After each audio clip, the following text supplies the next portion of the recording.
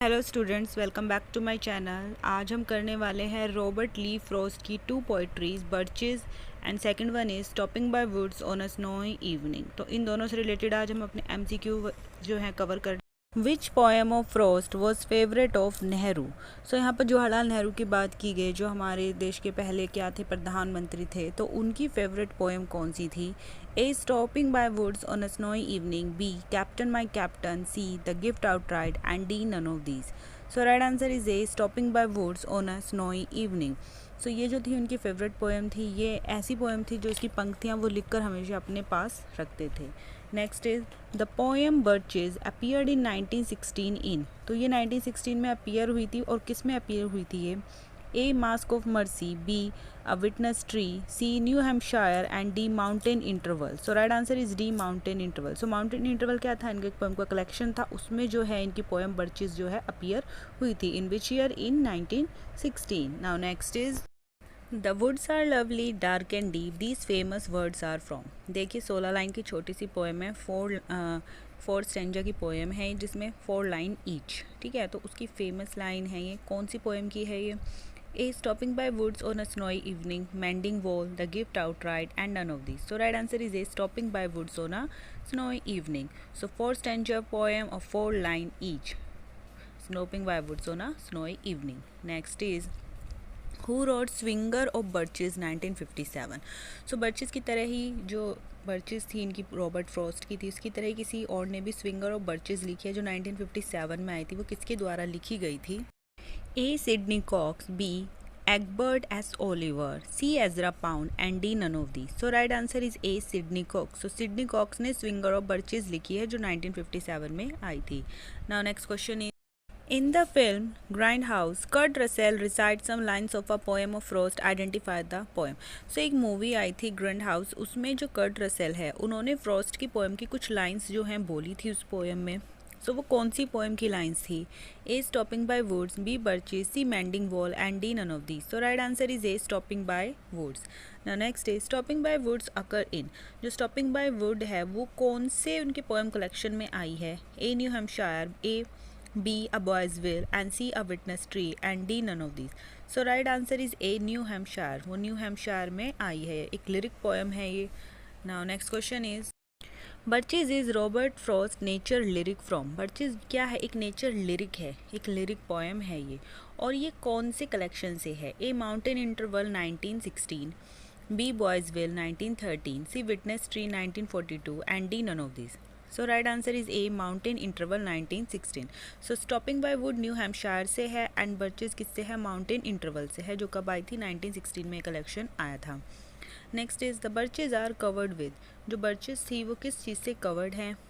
जो इसकी पोइट्री है ये, इसमें बताया गया है कि जो बर्चेज है वो किस चीज़ से ढकी हुई है। A leaves, B dust, C ice and D none of this. So right answer is C ice, की वो आइज से ढकी हुई है ना। Next question is his lyrics is the fusion of. His lyric, किसके लिरिक? रॉबर्ट फ्रॉस्ट के जो लिरिक्स थे वो किसका फ्यूजन था? A fact and fancy, B romance and fancy, C fancy and magic realism and D none of this. So right answer is A fact and fancy. So इनकी जो ये poem है बर्चेज भी है, ये किसका फ्यूजन है? फैक्ट और फैंसी का ही फ्यूजन है। Now our next question is stopping by woods on a snowy evening is written in. जो ये पोएम है ये कौन से कब लिखी गई थी, किस ईयर में ये लिखी गई थी? A 1922, B 1925, C 1927 and D 1928। So right answer is A 1922। इसको 1922 में लिखा गया था, और ये कौन से कलेक्शन में अपीयर हुई थी? न्यू हैम्पशायर में अपीयर हुई थी। Now next question the poem stopping by woods on a snowy evening is simple but has. एक सिंपल सी पोएम है, लेकिन इसके अंदर क्या है? A rough meaning, B surface meaning, C deep meaning and D shallow meaning. So right answer is D deep meaning. तो बहुत छोटी सी पोएम है, ज़्यादा बड़ी पोएम नहीं है ये, केवल 16 लाइन की पोएम है, लेकिन इसके अंदर जो इसका मीनिंग है, काफ़ी सिंपल सी पोएम है, पढ़ेंगे तो बहुत अच्छी लगेगी, लेकिन जो मीनिंग है वो कैसा है? बहुत ज़्यादा डीप है, काफ़ी डीप मीनिंग वाली ये पोएम है। Next is sleep, darkness and snow suggest. तो इसमें स्लीप, डार्कनेस और स्नो की बात की गई है। वो तीनों हमें क्या चीज़ सजेस्ट करते हैं, किस चीज़ की ओर मतलब इशारा कर रहे हैं? एज अ सिंबल, किसके लिए वो एज अ सिंबल यूज़ हुए हैं? A life, B pleasure, C sex and D death. So right answer is D death. So death के लिए यहाँ पर किसको यूज़ किया गया है? स्लीप को, डार्कनेस को और स्नो को। Now next is the woods suggest. देखिए वुड्स वर्ड जो है यहाँ पर फॉरेस्ट के लिए यूज़ हुआ है, फॉरेस्ट को वुड्स भी कहा जाता है। So the wood suggest, wood क्या सजेस्ट करता है या किस चीज़ का सिंबल है? A seriousness, B responsibilities, C enactment and D none of this. So right answer is C enactment. Now next is the wood represent a kind of, क्या represent कर रहा है? A responsibility, B irresponsibility, C devotion and D none of this. So right answer is B इररिस्पॉन्सिबिलिटी।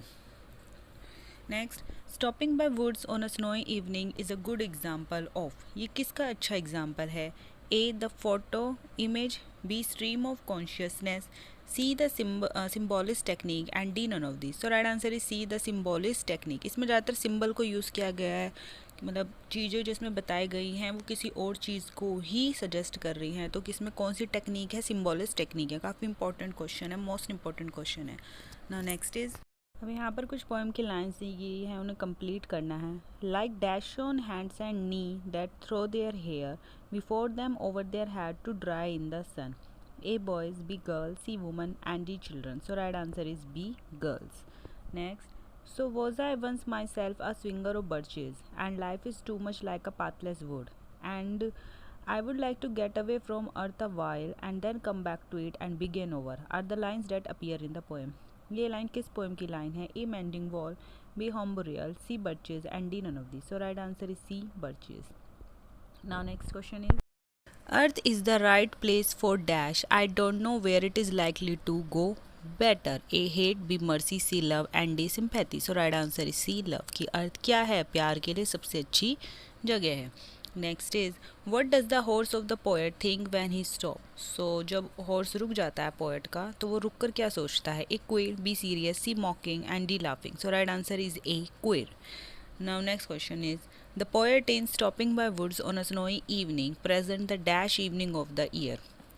तो उस साल की कौन सी evening को प्रेजेंट कर रहा है? A brightest, B darkest, C sunniest and D pleasant. So right answer is B darkest, की सबसे ज़्यादा डार्केस्ट इवनिंग वो उस दिन को बोल रहा है। Now next is, he gives his harness bell a shake to ask if there is some mistake, who is he here. यहाँ पर ही कौन है? A horse, B cat, C poet and D carriage. So right answer is A horse, यहाँ पर horse की बात की गई है। Next, the only other sound the sweep of easy wind and dash flake. A downy, B brown, C rough and D smooth. So right answer is A downy. Next question is, the woods are lovely, dark and deep. Dash before I sleep. So complete line है, the woods are lovely, dark and deep, but I have promised to keep, and miles to go before I sleep, and miles to go before I sleep. So ये line किसकी favourite थी? तो ये जो हमारे India के हमारे वो थे पहले प्राइम मिनिस्टर थे Jawaharlal Nehru.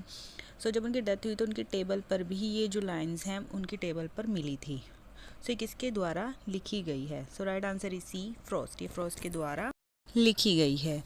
So this is my last question. Thank you for watching my videos. Please like and subscribe and follow for more videos. Thank you.